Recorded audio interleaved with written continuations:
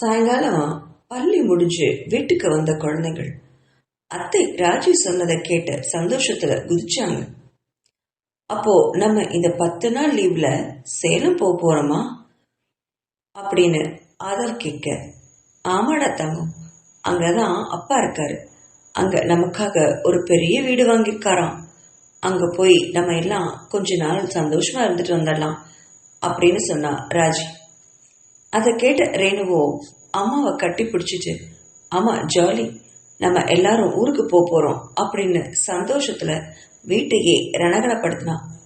ஏய், எனக்கு video game வேணும், நேற்று எங்கிட்ட விளையாடுறதுக்கு வாங்கினடி, எங்கடி வச்ச அப்படின்னு கேட்டான் ஆதவ். அதுக்கு ரேணு ஆதவை பார்த்து, டேய் அது எனக்கு வேணும்டா, நான் தரமாட்டேன், கார்ல போகும்போது எனக்கு போர் அடிக்கும், நான் விளையாடணும் அப்படின்னு சொன்னா ரேணு. அதை கேட்டு ஆதவ், எனக்கும் தான் போர் அடிக்கும், எனக்கும் வேணும், அதை குடுடி என்றான். இப்படி 2 பேரும் சண்டையிடுறத பார்த்து அங்க வந்து நின்னா வேதிகா. ஆதவை பார்த்து, ஆதவ், ரேணு உன்னை விட சின்ன பொண்ணு, அவளுக்கு விட்டு கொடுக்கறதுல உனக்கு என்ன கஷ்டம்? இந்த வீடியோ கேம் இல்லைன்னா என்ன, வேற கேம் விளையாடு, இல்ல கொஞ்ச நேரம் வேடிக்கை பார்த்துட்டு வா, இதுக்கெல்லாம் போய் அவகிட்ட சண்டை போடலாமா அப்படின்னு அவனுக்கு அறிவுறுத்தினான். அதை கேட்ட ஆதவோட முகம் வாடி போச்சு. அதை கேட்ட ராஜி ஆதவ தான் பக்கத்துல கூப்பிட்டு, இங்க வா கண்ணா, நான் உனக்கு ஒரு சர்ப்ரைஸ் கிஃப்ட் வச்சிருக்கேன் அப்படின்னு சொல்லி தன்னோட அறைக்கு அவனை கூட்டிட்டு போய் அவ வாங்கி கொடுத்த புதிய வீடியோ கேம அவனுக்கு பரிசா கொடுத்தா. அதை பார்த்த ஆதவோட கண்கள் பெருசாச்சு. ஹை அத்தை, ரொம்ப தேங்க்ஸ் அப்படின்னு அவளுடைய அழகான கன்னத்துல தன்னோட முத்தத்தை பரிசா கொடுத்தபடி ஓடி போனான் ஆதவ். அந்த வீடியோ கேமை பார்த்த ரேணு, ஏய் எனக்குடா, நான் வேணா உனக்கு உன்னோட பழைய வீடியோ கேமை உங்ககிட்டயே கொடுத்துடுறேன், எனக்கு இது கொடுடா அப்படின்னு சொன்னா ரேணு. அதை கேட்ட ஆதவ் சிரிச்சுக்கிட்டே அந்த புதிய வீடியோ கேமை ரேணு கிட்ட நீட்டினா. இந்தா, இதை நீயே வச்சுக்கோ அப்படின்னு புன்னகைத்தபடி நீட்ட. அதை பார்த்த ரேணு, என்னடா இப்படி கொடுத்துட்டு, நீ கொடுக்க மாட்டேன்னு நினைச்சேனே அப்படின்னு சொன்னவகிட்ட, எனக்கு உன்னை ரொம்ப பிடிக்கும் ரேணு, நீ என்ன கேட்டாலும் நான் தருவேன், நான் அப்பவே உன் கூட சும்மாதான் சண்டை போட்டேன், இந்தா இந்த வீடியோ கேமை நீயே வச்சுக்கோ அப்படின்னு அழகா ஆதவ் சொல்ல. அதை கேட்டு வியந்து போய் நின்னாங்க ராஜியும் வேதிகாவும். எப்பா, ரேணு மேல இவளுக்கு எவ்வளோ பாசம். அந்த வீடியோ கேமை வாங்கின ரேணு அதை கொஞ்ச நேரம் கையில வச்சுட்டு அதையே பார்த்துட்டு நின்னா. அதுக்கப்புறம் என்ன நினைச்சாலும் அதை ஆதவ் கிட்டே திருப்பி கொடுத்தா. நீயே வச்சுக்கோ ஆதவ், எனக்கு தான் உன்னோட பழைய வீடியோ கேம் என்கிட்ட இருக்கே, நம்ம 2 பேரும் சேர்ந்து விளையாடலாம், கொஞ்ச நேரம் நான் அதுல விளையாடுறேன், கொஞ்ச நேரம் நீ அதுல விளையாடு அப்படின்னு அழகா சொன்னா ரேணு. ஓ சரி, அப்படியே செய்யலாமே அப்படின்னு சொன்னபடி ரேணுவை கூப்பிட்டுட்டு அவங்களோட அறைக்கு போய் ஊருக்கு தேவையான பொருட்கள் எல்லாம் சண்டையிட்டு கொண்டும் மகிழ்ச்சியுடனும் ஒருவரை ஒருவர் திட்டிட்டும் பாசத்தோட பேசிட்டும் பொருட்களை அடுக்கி வச்சாங்க ரேணுவும் ஆதவும். அதை பார்த்த ராஜிக்கும் வேதிகாவுக்கும் ரொம்ப சந்தோஷமா இருந்தது. எப்படியோ குழந்தைங்க ஒற்றுமையா இருந்தா சரிதான் அப்படின்னு நினைச்சவங்க மீதி இருக்கிற பொருட்களை பேக் பண்ண ஆரம்பிச்சு கார்ல வைக்க ஆரம்பிச்சாங்க.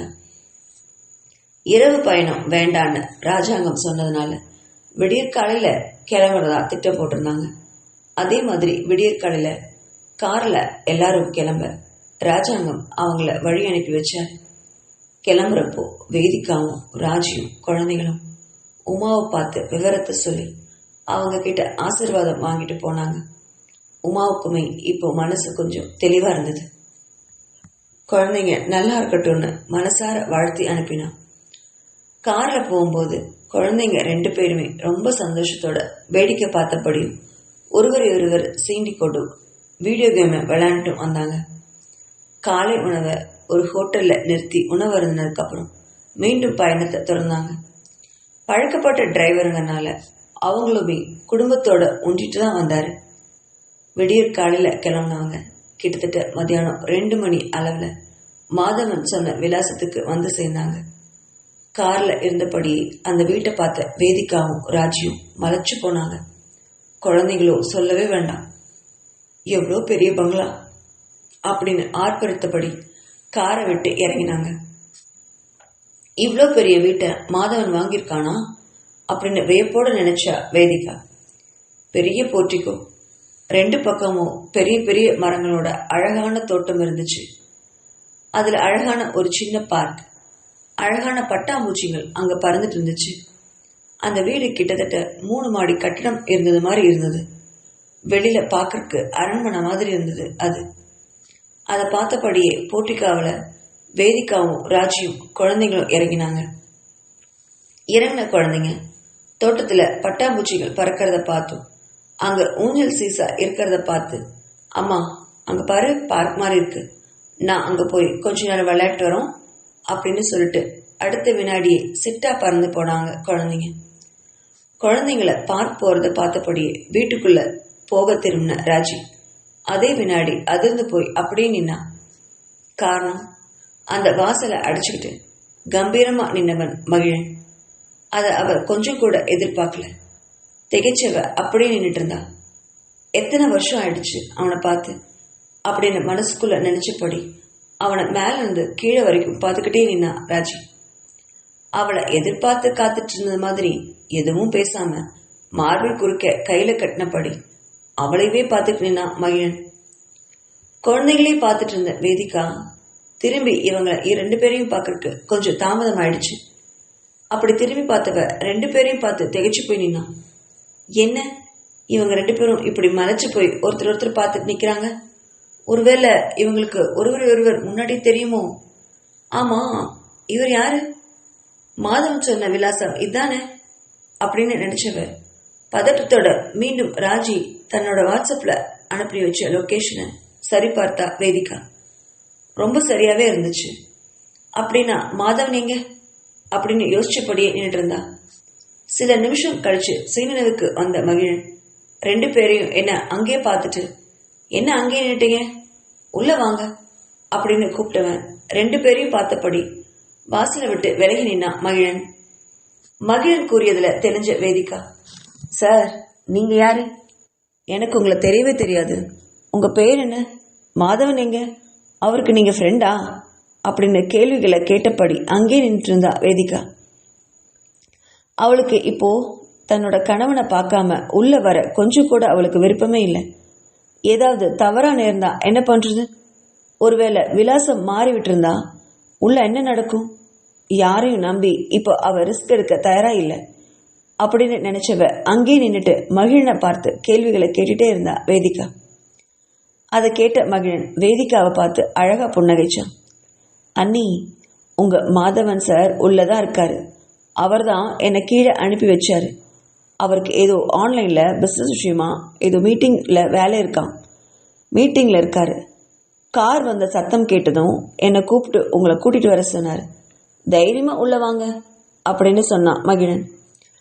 அப்பொழுதும் வேதிகா உள்ள வராம ராஜியை பார்க்க, ராஜி வேதிகாவை பார்த்து, ஒன்றும் பிரச்சனை இல்லை அண்ணி, நம்ம உள்ள போகலாம் அப்படின்னு சொன்னான். ஒருவேளை இந்த பையன் உறவுக்கார பையனா இருக்குமோ அப்படின்னு யோசிச்சபடியே உள்ள வந்தா வேதிகா. அவளை தொடர்ந்து ராஜியும் உள்ள வந்தா.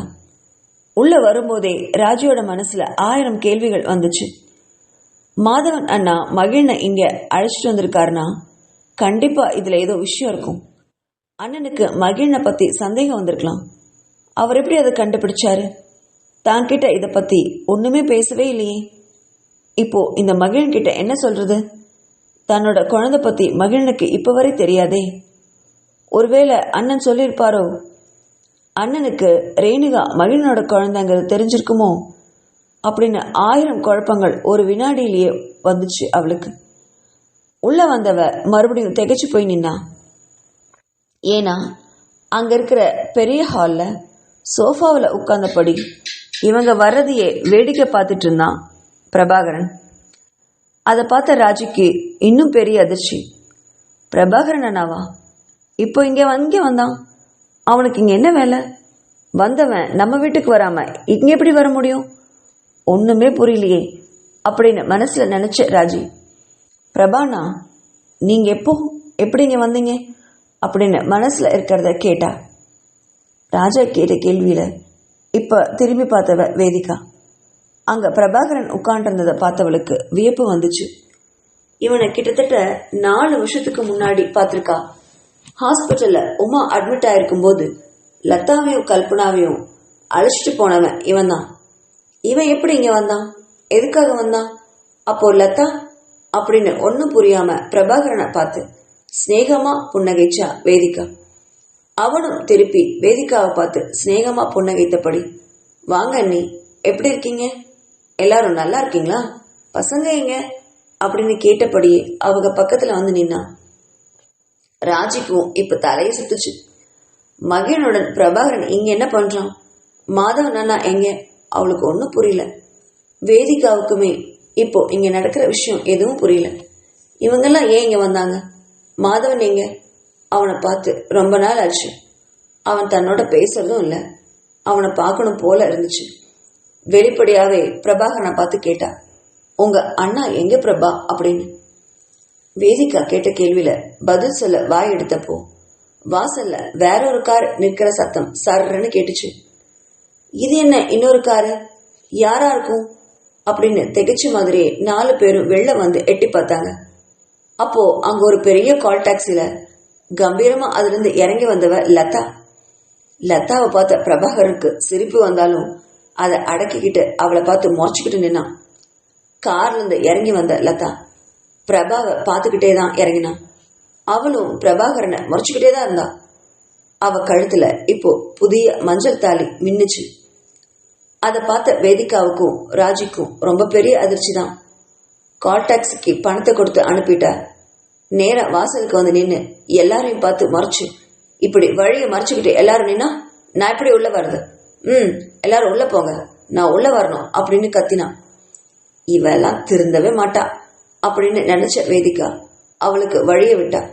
மற்றவங்களும் வழியை விட நேரா உள்ள வந்தவ பிரபாகரனோட சட்டைய கொத்தா பிடிச்சா. என்ன விளையாடுறியா பிரபா, நீ பாட்டுக்கு என் கழுத்துல தாலி கட்டிட்டு இங்க வந்து உட்கார்ந்துட்ட, என்ன பார்த்தா உனக்கு பைத்தியக்காரி மாதிரி தெரியுதா, இங்க உட்காந்துட்டு என்ன பண்ற நீ, வீட்டுக்கு வா போலாம் அப்படின்னு கத்துனான். அதை கேட்ட பிரபாகரன் அவளுடைய கைய தனது சட்டையிலிருந்து நீக்கி விட்டான். எந்த உரிமையில அங்க என்ன வர சொல்ற, நான் உனக்கு தாலி கட்டியிருக்கேன் தான், நான் இல்லைன்னு சொல்லலையே, இத இப்ப நீ தொட்டு பேசுறியே, இந்த உரிமையை உனக்கு யார் கொடுத்தா, நான் அன்னைக்கு தாலி கட்டிட்டு உன்னை தொட வரும்போது நீ என்னடி பேசுன, கட்டின புருஷன் கிட்ட அப்படியே பேசுவாங்க அப்படின்னு திருப்பி எகிரினா பிரபாகரன். அதை கேட்ட லதா கொஞ்சம் குற்ற உணர்வோட தலை குனிஞ்சா. அடுத்த வினாடி நிமிர்ந்தவ, இதெல்லாம் நம்ம வீட்டுல போய் பேசிக்கலாம், உங்க அம்மா நீங்க இல்லாம ரொம்ப கஷ்டப்படுறாங்க, அவங்க என்னதான் சும்மா குறை சொல்லிட்டே இருக்காங்க, நான் உங்களுக்கு கல்யாணம் பண்ணிட்டு வந்ததுக்கு அப்புறம் தான் நீங்க வீட்டை விட்டே போயிட்டீங்களா, நான் தான் உங்களை பிரிச்சுட்டேனா அப்படின்னு சும்மா சும்மா என்ன திட்டுறாங்க, இப்ப நீங்க வீட்டுக்கு வர போறீங்களா இல்லையா அப்படின்னு திருப்பி கேட்டா. அவ கேட்ட கேள்வியை பார்த்து மனசுக்குள்ள சிரிச்சவன், எங்க அம்மா நல்லாதான் நான் சொன்னபடி உன்கிட்ட பேசியிருக்காங்க அப்படின்னு நினைச்சான். ஆனா வெளியில எங்கேயோ பார்த்துட்டு மறுபக்கமா வேடிக்கை பார்த்தபடி அவளுக்கும் தனக்கும் எந்த சம்மதமும் இல்லை அப்படின்னு சொல்லாம சொல்லியபடி எங்கேயோ பார்த்துட்டு மரம் மாதிரி நின்னா பிரபாகரன். அவன் நின்ன போச பார்த்து எரிச்சல் அடைஞ்சா லதா. அவனுடைய சட்டைய மறுபடியும் திருப்பி பிடிச்சா. அதை பார்த்த பிரபாகரன் அவளுடைய கைகளை வெடுக்குன்னு தட்டி விட்டு அவளை ஓங்கி பலார் நடிச்சான். அவன் அடிச்சதுல திகைச்சு போய் கண்ணங்களை அப்படியே பற்றி கொண்டு பிரபாகரனை பார்த்து விழிச்சபடி மலைச்சு போய் நின்றுட்டு இருந்தா லதா. அதை பார்த்த எல்லாருமே பிரபாகரனை பார்த்து பயந்து போய் நின்றுட்டு இருந்தாங்க. அதே சமயம் வெளியிலிருந்து ரேணு ஒரு பட்டாம்பூச்சிய கையில பிடிச்ச மாதிரி தன்னோட அம்மாவை நோக்கி ஓடி வந்தா. அம்மா இது பாருமா, பட்டாம்பூச்சி எவ்வளவு அழகா இருக்குல்ல, நான் ரொம்ப ட்ரை பண்ணேன், ஒரு பட்டர்ஃப்ளை கூட பிடிக்க முடியல, ஆதவ் தான் இதை பிடிச்சி என் கையில கொடுத்தான், நான் உன்கிட்ட காமிச்சிட்டு திருப்பி வானத்திலே பறக்க விட்டுருவேன்னு சொல்லி ப்ராமிஸ் பண்ணிட்டு எடுத்துட்டு வந்தேன், அழகா இருக்குல்லம்மா அப்படின்னு சொன்னபடி தன்னோட தாய குனிய வச்சு அவளுக்கு ஒரு முத்தத்தை பரிசா கொடுத்துட்டு வெளியில ஓடி போனா ரேணு. அதை பார்த்த மகிழன் திகச்சு நின்னது சில வினாடிகள் மட்டும்தான். ராஜியை பார்த்து அழுத்தமான காலடிகளோட நெருங்கி வந்தவன் அவ மிரண்டு விழிக்கிறத பார்த்து, இந்த குழந்தை என்னுடையதான் அப்படின்னு அழுத்தமா கேட்டான். அவன் கேட்ட வார்த்தையில அமைதியாய் அப்படியே தலை குனிஞ்சு நின்னா ராஜி. அதை பார்த்தவனுக்கு ஆத்திரம் தலைக்கேறிச்சு. கழுத, என்கிட்ட ஒரு வார்த்தை இப்ப வரைக்கும் நீ சொல்லல அப்படின்னு சொன்னவன் அடுத்த வினாடி அவளை பலார்னு அடிச்சான். இப்படி லதாவும் ராஜியும் அடி வாங்கி கொண்டு மிரண்டு போய் நிக்கிறத பார்த்த வேதிகாவுக்கு இங்க என்ன நடக்கிறதுனே புரியல. இவங்களுக்கு என்ன பைத்தியமா? ஆளுக்கு அடி வாங்கிட்டு நிக்கிறாங்க.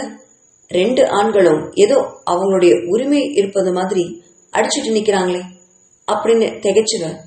ராஜி கிட்ட அறிமுகமே இல்லாத ஒருவன் ராஜியின் குழந்தைக்கு அவன் தந்தை போல் பேசுனதை கேட்டு அதிர்ந்து போனான். இத்தனை பிரச்சனைகளுக்கு காரணம் இந்த மாதவன் தான். அவன் எங்க போய் தொலைஞ்சான்?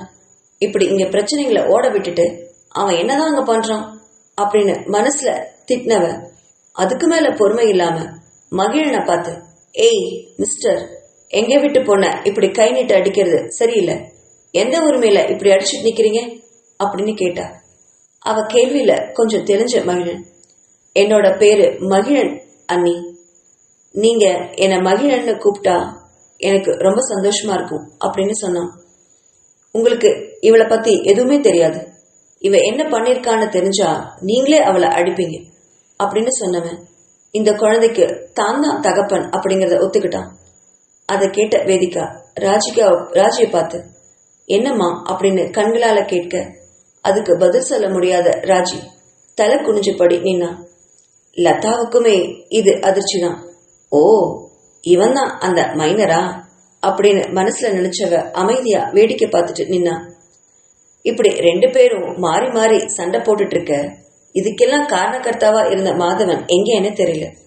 உங்க சண்டையெல்லாம் அப்புறம் வச்சுக்கலாம், முதல்ல என் புருஷன் அவன் எங்க இருக்காருன்னு சொல்லுங்க அப்படின்னு கேட்டவகிட்ட மகிழன் 3வது மாடியில இருக்காரு, போய் பாருங்க அப்படின்னு சொன்னான்.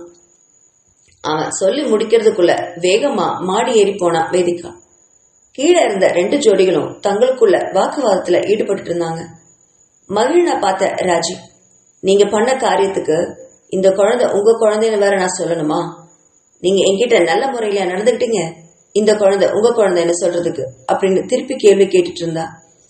பிரபாகரனும் லதாவை பார்த்தபடி, உனக்கு தாலி கட்டினவன் கூட எப்படி வாழ்றதுன்னே தெரியல. புருஷன் சொல்றதை கேட்டு ஒழுக்கமா குடும்பம் நடத்துற மாதிரி இருந்தா சொல்லு, நான் வரேன், இல்லைன்னா நான் வரமாட்டேன் அப்படின்னு சொன்னான் பிரபாகரன். இதையெல்லாம் கேட்டவாறே மாதவனை தேடி மேல்தளத்துக்கு போனா வேதிகா. மகிழன் சொன்ன அறைக்கு பக்கத்துல வந்தவ ஒரு வினாடி தயங்கி அடுத்த வினாடி கதவை தட்டிட்டு உள்ள போனான். ஆன்லைன் மீட்டிங்க அப்பதான் முடிச்சுட்டு லேப்டாப்பை மூடி வச்சவன் நிமிர்ந்து யாரு அப்படின்னு கேட்டபடி வேதிகாவை பார்த்தான். அவன் வேதிகா வருவான்னு எதிர்பார்த்துதான் காத்துட்டு இருந்தான் போல இருக்கு. அவளைவே பார்த்தபடி நாற்காலியை விட்டு எழுந்து நின்று தன்னோட மேசைய சுத்தி வந்தவன் அதுக்கு மேல சாஞ்சுக்கிட்டு மார்பிள் குறுக்க கைகளை கட்டினபடி என்ன அப்படின்னு கேட்டான். இதெல்லாம் உங்க வேலையா அப்படின்னு கேட்டவகிட்ட எதெல்லாம் ஏன் வேலை அப்படின்னு திருப்பி கேட்டான். அதான் கீழே பிரபாகரன் கூட லதாவும் ராஜி கூட மகிழனும் சண்டை போட்டுட்டு இருக்காங்களே, இதுக்கெல்லாம் நீங்க தானே மூல காரணம் அப்படின்னா. அதை கேட்டவன் அவனுடைய தோள்களை குலுக்கினபடி, யாருக்கு என்ன பிரச்சனை வந்தாலும் அதுக்கெல்லாம் நானா காரணம்? அவங்க பிரச்சனைய இப்ப அவங்க தீர்த்துட்டு இருக்காங்க, இதுல உனக்கு என்ன பிரச்சனை அப்படின்னு விட்டேத்தியா கேட்டான். அதை கேட்டவளுக்கு கோபம் வந்துச்சு. ஒரு வினாடி கண்களை அழுந்த மூடிக்கிட்டு அமைதியா நின்னா வேதிகா. பிறகு மாதவனை தீர்க்கமா பார்த்து, ரேணுவோட அப்பா மகிழன்னு உங்களுக்கு எப்ப தெரியும் அப்படின்னு கேட்டா. அதை கேட்ட மாதவன் பதில் எதுவும் சொல்லாம தோள்களை அசால்ட்டா குலுக்கினான். அதை பார்த்தவளுக்கு எரிச்சல் மறுபடியும் வந்தது. லதாவுக்கு இப்போ பிரபாகரன் கூட கல்யாணம் ஆயிடுச்சா அப்படின்னு அடுத்த கேள்வி கேட்டா. அவன் அதுக்கும் பதில் சொல்லாம மறுபடியும் தன்னோட நாற்காலியில போய் உட்கார்ந்து ஒரு ஃபைலை எடுத்தபடி பார்த்தான். அவனுடைய செய்கையில கோபம் அடைஞ்ச வேதிகா, நான் கேட்டுட்டே இருக்கேன், நீங்க எதுவுமே சொல்லாம இருந்தா என்ன அர்த்தம் அப்படின்னு கேட்டவகிட்ட ஃபைலை மறுபடியும் டேபிள்ல தூக்கி போட்டுட்டு எழுந்து தீர்க்கமான நடையோட அவ பக்கத்துல மெதுவா நடந்து வந்தான். தன்னோட கணவன் தன்னை நோக்கி வர்றத தெரிஞ்சு ஒரு அடி பின்னால எடுத்து வைக்க போனா வேதிகா. அதை பார்த்தவன் வேகமா எடுத்து வந்து அவளுடைய பின்பக்கம் போகாம தடுத்து நிறுத்தி அவ பக்கத்திலே நிறுத்தினான். அவளுடைய தோள்களை இறுக பற்றினபடி, ஏண்டி நீதானே அன்னைக்கு சொன்ன 2 பொண்ணுங்க வாழ்க்கைக்கும் நான் தான் பொறுப்புன்னு? அவங்க சந்தோஷமா இல்லாம நான் எப்படி சந்தோஷமா இருக்க முடியும்னு கேட்டது நீதானே? இதோ இப்ப பாக்குறியே அந்த கீழே 2 ஜோடி இன்னும் கொஞ்ச நாள்ல கண்டிப்பா ஒண்ணு சேர்ந்துருவாங்க. அவங்க சந்தோஷமா தான் இருப்பாங்க. ஆனா நீயும் நானும் வாழ்க்கை ஃபுல்லா சந்தோஷமா இருக்க முடியாது. அது தெரியுமாடி உனக்கு அப்படின்னு அவருடைய தோள்களை குலுக்கினபடி கேட்டான் மாதவன். அவன் பிடிச்சதுல வேதிகாவுக்கு வலி உயிர் போனது. அவனுடைய கைகளை தட்டி விட பார்த்தா. ஆனா அவன் விடாம பிடிச்சிருந்தான். இங்க பாருடி, நீ சொன்னத நான் செஞ்சிட்டேன். 2 பொண்ணுங்களும் இனி அவங்க வாழ்க்கையில கண்டிப்பா சந்தோஷமா இருக்கதான் போறாங்க. அவங்க புருஷனோட குழந்தைகளோட அவங்க வாழதான் போறாங்க. அத நீயும் பார்க்க தான் போற. ஆனா நீயும் நானும் எப்பவுமே சந்தோஷமா குடும்பமா வாழ முடியாது. ஏன் தெரியுமா? நீ பேசின வார்த்தைங்க அந்த மாதிரி. கடவுள் நாக்க நம்மளுக்கு ஒண்ணுதான் கொடுத்திருக்காரு. அதை அளவா பயன்படுத்தணும்.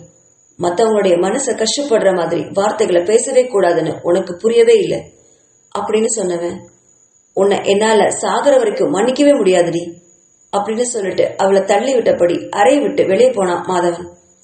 வெளியில போயிட்டு இருந்த மாதவனை பார்த்த வேதிகா என்ன நினைச்சாலும் சட்டுன்னு அவளுக்கு முன்னாடியே ஓடி வந்து கதவை திறக்காம அந்த கைப்பிடியில கைய வச்சுக்கிட்டு கதவை அடைச்சபடி வேதிகா அப்படி வந்து நிக்கிறத திகைப்போட பார்த்து நின்னா மாதவன். அவன் பார்வை உணர்ந்த வேதிகாவுக்கு இப்போ கோபமும் ஆதங்கமும் அதிகமா வந்துச்சு. நான் அப்படி என்ன தப்பு பண்ணிட்டேன்? நம்ம வீட்டு 2 பொண்ணுங்க வாழாம இருக்கும்போது நான் மட்டும் சந்தோஷமா இருக்க எனக்கு குற்ற உணர்வா இருந்தது. அதனால அப்படி கோபமா பேசினேன். அதுக்காக அதைவே பிடிச்சிட்டு என்னை விலக்கி வைக்கலான்னு திட்டம் போடுறீங்களா? என்னை விலக்கி வச்சுட்டு வேற எவ்வளவு கல்யாணம் பண்ணிக்கிறதா உங்களுக்கு உத்தேசம் அப்படின்னு கோவத்தோட கேட்டா வேதிகா. எப்பவுமே மாதவன் திட்டினா அமைதியா போற அவன் இன்னைக்கு எதிர்த்து தன்னை கேள்வி கேட்கறத பார்த்து கொஞ்சம் சிரிப்பும் வந்துச்சு மாதவனுக்கு. ஆனா அதை அவள் அறியாமல் மறைச்சுக்கிட்டவன் அவளை பார்த்து மறைச்சுப்படி, நீ பேசுனது தப்புன்னு நான் சொல்லவே இல்லை. ஆனா பேசுற முறைன்னு ஒண்ணு இருக்குல்ல, எப்போ என்ன பேசணும்னு கூட உனக்கு அறிவில்லையா? நான் அன்னைக்கு எவ்வளவு ஆசையா உன்னை நெருங்கி வந்தேன். அந்த ஆசைய நீ கலைச்சதோட மட்டும் இல்லாம என்னை எவ்வளவு கேவலமா அந்த நிமிஷத்துல பேசினேன். உன் கூட எப்படி வாழ முடியும்?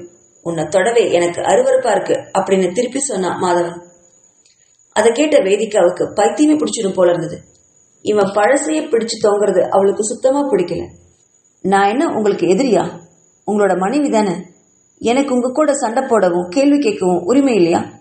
ஏதோ அன்னைக்கு இருக்கிற கோவத்துல அப்படி பேசினேன். அதுக்காக அதைவே பிடிச்சிட்டு வாழ்க்கை ஃபுல்லா இப்படி ஆனா அழ வைக்கிறதா உத்தேசம் போடுறீங்களா அப்படின்னு கோவத்தோட கேட்டா.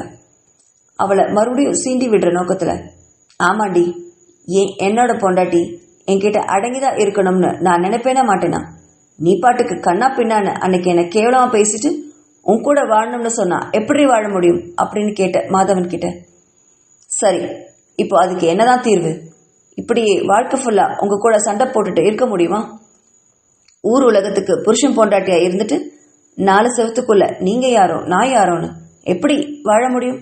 இவ்வளவு நாளும் இப்படிதான் வாழணும், இனிமேலும் வாழ முடியுமா? இதுக்கு என்னதான் தீர்வு அப்படின்னு ஆத்திரத்தோட கேட்டா வேதிகா. இதெல்லாம் தலையெழுத்துன்னு நினைச்சு வாழ்ந்துக்க வேண்டியதான். அதுக்கு என்ன பண்ண முடியும்? நீ பேசுனதுக்கு உண்டான தண்டனைய நீ அனுபவி, உன்னை கட்டிக்கிட்டதுக்கு தண்டனையா நான் அனுபவிக்கிறேன் அப்படின்னு அவனும் சளைக்காம பதில் கொடுத்தான். அதை கேட்ட வேதிகாவுக்கு அழுகையும் கோபமும் அதிகமா வந்துச்சு. அவ்வளவுதானா? இனி வாழ்க்கையில ஒண்ணுமே இல்லையா?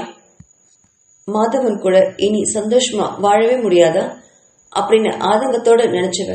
அப்படின்னா எனக்கு டிவோர்ஸ் கொடுத்துருங்க, நான் போயிடுறேன் அப்படின்னு எங்கேயோ பார்த்தபடி சொன்னா வேதிகா. அதை கேட்டவன் ரொம்ப அதிர்ச்சி அடைஞ்சான். உனக்கு டிவோர்ஸ் வேணுமா? என்ன டிவோர்ஸ் பண்ணிட்டு உனக்கு என்ன பண்றதா உத்தேசம் அப்படின்னு கோவத்துல பல்ல கடிச்சிட்டு கேட்டான் மாதவன். அவன் கோவத்துல இருக்கான்னு தெரிஞ்சும் சளைக்காம மாதவனுக்கு பதில் கொடுத்தா. நான் என்ன பண்ணா உங்களுக்கு என்ன? எனக்கு டிவோர்ஸ் கொடுத்துருங்க, நான் உங்களை விட்டு நிரந்தரமா போயிடுறேன். சும்மா என்னை வீட்டுல வச்சுக்கிட்டு என் கூட பேசாம என் முகத்தை கூட பார்க்காம இப்படி வாழ்றதுக்கு நம்ம பிரிஞ்சு வாழ்றது எவ்வளவோ மேல் அப்படின்னு சொன்னான் வேதிகா. வேதிகா சொன்னதை கேட்ட மாதவன் கொஞ்சம் அதிர்ச்சி அடைஞ்சு அவ மேல கோவமும் வருத்தமும் வந்தாலும் அவ சொல்றதுலயும் நியாயம் இருந்தது. இப்படி ஊர் உலகத்துக்காக கணவன் மனைவியா வாழ்றதுக்கு பிரிஞ்சு வாழ்றது எவ்வளவோ மேல் அப்படின்னு ஒரு வினாடி நினைச்சவன் தீர்க்கமா வேதிகாவை பார்த்து திரும்பினான். சரி வேதிகா, நீ சொல்றத நான் ஒத்துக்கிறேன். அடுத்து நாம என்ன பண்ணலாம்? உனக்கு டிவோர்ஸ் தானே வேணும், அதை நான் உனக்கு கொடுத்துடுறேன். ஆனா அப்படின்னு நிறுத்தினவன வியப்போட பார்த்தா வேதிகா. என்னது, டிவோர்ஸ் மாதவன் கொடுக்குறானா? அப்படின்னா அவனுக்கும் இனி தான் கூட வாழ பிடிக்கவே இல்லை அப்படின்னு தானே அர்த்தம் அப்படின்னு மனசுல வேதனையோட நினைச்சுவர். அதே வேதனையோட மாதவனை நிமிர்ந்து பார்த்தா. அவன் ஆனா அப்படின்னு ஏதோ இழுக்கிறானே, என்னவா இருக்கும் அப்படின்னு யோசிச்சவர் அவனை அமைதியா பார்த்தபடி நின்னா. வேதிக்காவை ஒரு வினாடி அழுத்தமா பார்த்த மாதவன், நம்ம குழந்தை அவனை யார் வச்சுக்கிறது, அதையும் சேர்த்து நீயே முடிவை சொல்லு அப்படின்னா. குழந்தைய விட்டுட்டு அவளால் எப்படி வாழ முடியும்? இனி அவ வாழ்க்கையில ஆதவ் மட்டும்தானே இருக்கான். இவன் நினைச்சா வேற பொண்ணையும் திருமணம் பண்ணிக்கலாம், அவனுக்கு வேற குழந்தையும் கூட கிடைக்கும். ஆனா எனக்கு அப்படின்னு நினைச்சவன் மாதவனை நோக்கி கண்கள்ல நீரோட, குழந்தைய என்கிட்டயே கொடுத்துருங்க, நானே வளர்த்திக்கிறேன் அப்படின்னா. அதை கேட்ட மாதவன், எப்படி வளர்த்துவ வேதிகா? உன்கிட்ட என்ன சொத்து இருக்கு? நீ என்னை விட்டு பிரிஞ்சு வெளியில போனினா உனக்கு இருக்க கூட இடம் இல்லையே. என்னோட குழந்தை ஆதவ், அவனை நல்ல வசதியோட இதுவரைக்கும் வளர்த்திருக்கேன். நீ வாங்கிட்டு போனா குழந்தைக்கு எல்லா வசதியும் கொடுத்து எப்படி வளர்த்துவ? உன்னோட சுயநலத்துக்காக நம்ம குழந்தை கஷ்டப்படணுமா அப்படின்னு கேட்ட மாதவனை அதிர்ச்சியோட பார்த்த. அப்படின்னா குழந்தைய என்கிட்ட கொடுக்க மாட்டீங்களா அப்படின்னு கேட்டவளை அனுதாபத்தோட பார்த்தான். அதுக்கப்புறம் அங்க இருக்கிற நாற்காலியில சோர்ந்து போய் உட்கார்ந்தான் மாதவன். அவளை நோக்கி இன்னொரு நாற்காலியை காட்டினான். இப்படி உட்கார வேதிக்கா, நம்ம இதை பேசி இன்னைக்கு ஒரு முடிவு பண்ணிக்கலாம் அப்படின்னு சொன்னான். அவன் சொன்னதை கேட்டு அவளும் சோர்ந்து போய் அந்த நாற்காலியில உட்கார்ந்தா. இவன் என்னதான் பேச போறான் அப்படின்னு கேட்கலாமே அப்படின்னு நினைச்சவன் மாதவனை பார்த்தபடி அமைதியா உட்கார்ந்தா. கிட்டத்தட்ட 5 நிமிஷம் அந்த அறையில குண்டூசி விழுந்தாலும் சத்தம் கேட்கிற அளவுக்கு அமைதியா இருந்தது. 5 நிமிஷம் கழிச்சு வேதிக்காவை ஒரு முடிவோட நிமிர்ந்து பார்த்தா மாதவன். இதோ பார் வேதிகா, நான் சொல்றத நல்ல கவனி, அதுக்கப்புறம் உன்னோட முடிவை சொல்லு அப்படின்னு சொன்னவன் அவன் மனசுல நினைச்சத சொல்ல ஆரம்பிச்சான். இப்போ நம்முடைய சூழ்நிலை நம்மளுக்கு நல்லா தெரியும். நீ அன்னைக்கு என்ன கேவலமா பேசுனதுக்கு ஒரே காரணம் ராஜியும் லதாவும் நல்லா இருக்கணுங்கிறதுக்காக தான் இல்லையா அப்படின்னு கேட்டான். அதை கேட்ட வேதிகா அவசரமா தலைய ஆமாம் அப்படின்னு ஆட்டினான். அதை பார்த்தவன் ஒரு சின்ன பெருமூச்சோட, சரி இப்போ அவங்கவுங்க வாழ்க்கைய அவங்கவுங்க கண்டுபிடிச்சிட்டாங்க, என்ன அவங்களுக்குள்ள இப்போ பிரச்சனை போயிட்டு இருக்கு, அவ்வளவுதான். அது சரியாகிறதுக்கு கொஞ்ச நாள் ஆகும். இப்ப போய் நம்ம டிவோர்ஸ் கேட்டுட்டு நின்னா அவங்க நிரந்தரமா பிரியறதுக்கு கூட வாய்ப்பு இருக்கு இல்லையா அப்படின்னு கேட்டவனை புரியாம பார்த்தா வேதிகா. மறுபடியும் அவங்களுக்காக கணவன் மனைவியா நடிக்க சொல்றானோ அப்படின்னு சந்தேகத்தோட பார்த்தா. அந்த பார்வையை பார்த்த மாதவன் ஆமா அப்படின்னு தலையாட்டினான். அவங்க பிரச்சனை சரியாயி ஒன்னார வரைக்கும் நம்ம ஒற்றுமையா இருந்து அவங்கள சேர்த்து வைக்கணும். அப்புறம் என்னோட அம்மா, அவங்க கொஞ்சம் நடமாடுற வரைக்கும் நீ என் கூட இருந்தே ஆகணும். இது ரெண்டும் நடந்துச்சுன்னா நீ கேட்கிற டிவோர்ஸும் கொடுத்து பையனையும் உங்ககிட்டயே கொடுத்துடுறேன் அப்படின்னு சொன்னான் மாதவன். அதை கேட்ட வேதிகா, அப்ப மட்டும் என்கிட்ட பணம் இருக்குமா? நீங்க சொல்றபடி நடந்துகிட்டா ஆதவ என்கிட்ட கொடுத்துடுறேன்னு சொல்றீங்க. அப்ப மட்டும் ஆதவ என்னால வசதியா வாழ வச்சிட முடியுமா? முடியாது இல்லையா? அப்போ ஏன் இப்பவே குழந்தைய கொடுக்க மாட்டேங்கிறீங்க அப்படின்னு கேட்டவள பார்த்து கைகளை நீட்டி, கொஞ்சம் பொறு வேதிகா, நான் இன்னும் பேசி முடிக்கல அப்படின்னு சொன்னவன். எனக்கு என் பையன் வசதியா சந்தோஷமா வாழணும், அவனுக்கு எந்த குறையும் இருக்கக்கூடாது. நீ என்னோட குடும்பத்துக்கு நிறைய உதவி பண்ணிருக்கேன். என்னோட அம்மாவை இப்ப வரைக்கும் நீ நல்லா பாத்துக்கிற. என்னோட தங்கச்சிக்காக அவளுடைய வாழ்க்கைக்காக கவலைப்படுற. இனியும் கொஞ்ச நாளைக்கு என்னோட மனைவியா நீ இங்க இருந்தேன்னா உனக்கு ஒரு வீட்டையும் இனி வருங்காலத்துல பணத்துக்காக நீ எந்த கஷ்டமும் படாத அளவுக்கு ஒரு தொழிலையும் எல்லா ஏற்பாட்டையும் பண்ணி ஆதவ உன்கிட்ட ஒப்படைக்கிறேன். டிவோர்ஸ் நீ கேட்ட மாதிரி கொடுத்துடுறேன். இந்த கண்டிஷனுக்கு நீ ஒத்துக்கிறியா அப்படின்னு கேட்டான் மாதவன். அதாவது இவன் சொல்றது, இவன் தங்கையும் லதாவும் அவங்களுடைய வாழ்க்கைய சரி பண்ணி வாழ வைக்க நான் உதவி பண்ணணும். அதுக்காக இவன் கூட வாழணும், அதாவது வாழ்றது போல நடிக்கணும். அப்படி நடிச்சு மற்றவங்களை நம்ப வச்சு ராஜு லதாவும் வாழ்க்கையில சந்தோஷமா வாழ ஆரம்பிச்சா இவன் தனக்கு டிவோர்ஸ் கொடுத்து ஆதவையும் கையில கொடுத்து தேவையான பணத்தையும் கொடுக்கறேன்னு சொல்றான். இது சரியா வருமா அப்படின்னு கொஞ்ச நேரம் யோசிச்சா வேதிகா.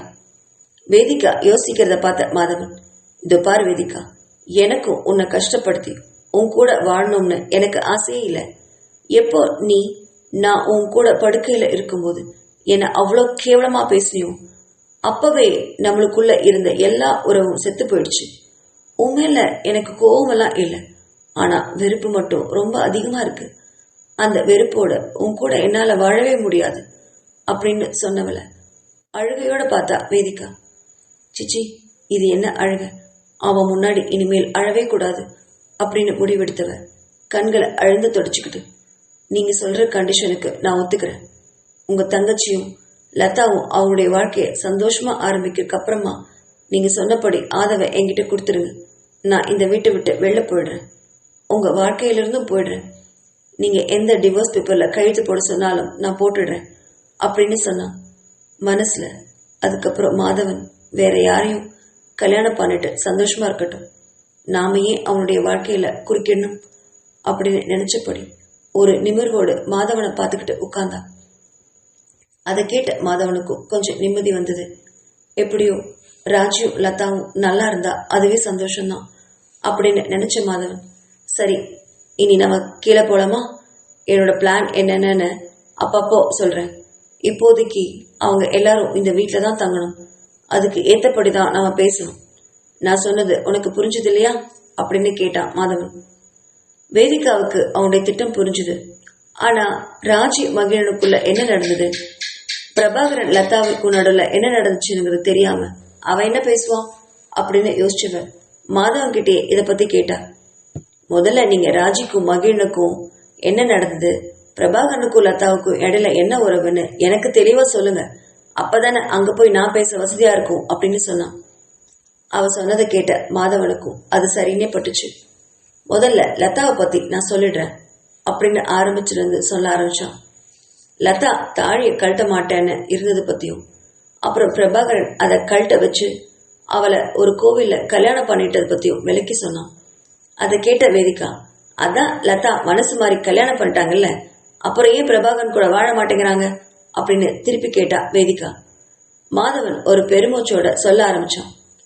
யுஎஸ்ஏல கிட்டத்தட்ட 15 நாளைக்கு முன்னாடி லதாவை சமாதானம் பண்ணி கல்பனாவும் சுஜாதாவும் அவ கழுத்துல மாதவன் கட்டின தாலியை கழட்ட வச்சாங்க. அப்புறம் பிரபாகரன் கூட திருமணத்துக்கு ஏற்பாடு பண்ணாங்க. கிராண்டா திருமணம் வேண்டான்னு லதா பிடிவாதமா சொன்னதுனால ஒரு கோவில்ல தெரிஞ்சவங்களை மட்டும் வச்சு சிம்பிளா கல்யாணம் பண்ணி வச்சாங்க சுஜாதாவும் கல்பனாவும். ஆனா கல்யாணமான அன்னைக்கு நைட்டு பிரபாகரன் ஆசையா லதாவை தொட வரும்பொழுது அதை அவ ஏத்துக்கல. காரணம் கேட்டதுக்கு உங்களோட வாழ எனக்கு இஷ்டம் இல்லைன்னு சொன்னதா பிரபாகரன் சொன்னான். பிரபாகரனை பழி வாங்கறதுக்காக தான் திருமணம் பண்ணிக்கிட்டாலாம். அத மாதவன் கிட்ட பிரபாகரன் சொன்னதும் அவனுக்குமே இதுல என்ன பண்றதுன்னு தெரியல. அடுத்த வினாடியே பிரபாகரன் அதுக்கு ஒரு வழியை சொன்னான். இனி அவளா என் கூட வாழ வராம நான் அவளை தேடி போகவே மாட்டேன்னு சொன்னவன் யுஎஸ்ஏல இருந்து அடுத்த நாளே கிளம்பி மாதவனை தேடி வந்துட்டான். பிரபாகரன் வரும்போது சுஜாதா கிட்ட லதாவை பத்தி விவரிச்சு சொல்லிட்டு தான் வந்திருந்தான். சுஜாதாவும் தன் மகனோட லதா வாழணுங்கிறதுக்காக அடிக்கடி லதாவை தன் மகனை தன்கிட்ட இருந்து பிரிச்சுதா குற்றம் சாட்டிக்கிட்டே இருந்திருக்கான். அதை தாங்க முடியாத லதா இன்னைக்கு இந்தியாவுக்கு பிரபாகரன் தேடி ஓடி வந்திருக்கா. இதுதான் பிரபாகரனுக்குள்ளும் லதாவுக்குள்ளும் நடந்த பிரச்சனை அப்படின்னு சொன்னான். அப்போ ராஜி மகிழன் அப்படின்னு இழுத்தவகிட்ட ஒரு வினாடி அமைதிக்கு பிறகு ராஜி அவளுக்கு விருப்பமே இல்லாம மகிழன் தன்னோட ஆசைய 5 வருஷத்துக்கு முன்னாடி நிறைவேற்றிக்கிட்டான். அவங்க அப்பாவோட அரசியல் ஆசையில மகிழன் பலியாயிட்டான். ராஜிய பிரிஞ்ச மகிழன் ராஜிக்கு பிடிக்காத அரசியல இருந்து விலகி தனக்குன்னு ஒரு பிசினஸ் தொடங்கினான். ஆனா ராஜி இல்லாத ஊர்ல இருக்க பிரியம் இல்லாத மகிழன் தன்னோட அப்பாவையும் பிரிஞ்சு இங்க சேலத்துல ஒரு கன்ஸ்ட்ரக்ஷன் கம்பெனி ஆரம்பிச்சு அதை நல்லபடியா நடத்திட்டு வந்திருக்கான். நீ அன்னைக்கு என்கிட்ட பேசின பேச்சுல அடுத்த நாளே ஒரு டிடெக்டிவ் ஏஜென்சிக்கு ஏற்பாடு பண்ணி மகிழனை பத்தி எல்லா விஷயத்தையும் தெரிஞ்சுக்கிட்டேன். மகிழனுக்கு இங்க வந்துதான் தனக்கு இப்படி ஒரு குழந்தை இருக்கிறதே தெரிஞ்சிருப்பான். அவங்களுக்குள்ளயும் இப்போ பிரச்சனை போயிட்டு இருக்கும். என்ன இருந்தாலும் ராஜி மகிழன் கிட்ட தன்னோட குழந்தைய பத்தி சொல்லியிருக்கணும். ஆனா அவ சொல்லல. அட்லீஸ்ட் என்கிட்டயாவது சொல்லியிருக்கணும். அவங்களுக்குள்ள காதல் இருந்திருக்கு. ஏதோ தவறுதலான புரிதலால 2 பேரும் பிரிஞ்சுட்டாங்க அப்படின்னு விவரிச்சான் மாதவன். இப்படி 2 ஜோடிகளுக்குள்ளும் இருந்த பிரச்சனைய ஒருவாறு விலக்கி சொன்னான் மாதவன்.